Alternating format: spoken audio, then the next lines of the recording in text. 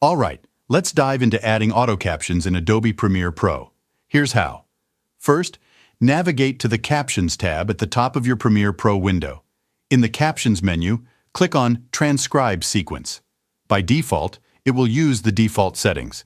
However, note that you can also choose to caption only audio clips with the dialogue tag, or caption only specific audio tracks. Once you're ready, click Transcribe.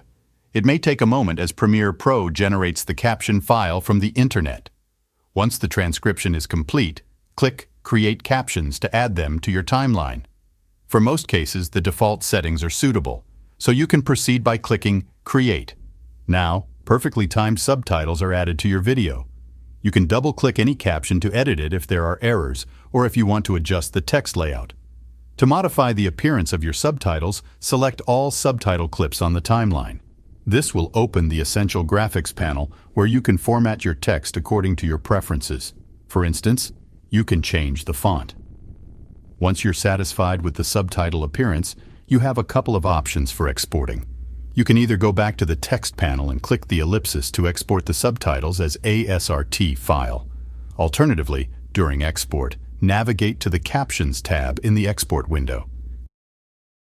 Here, you can choose to burn your captions directly into the video or create a separate file. And that's it for this tutorial.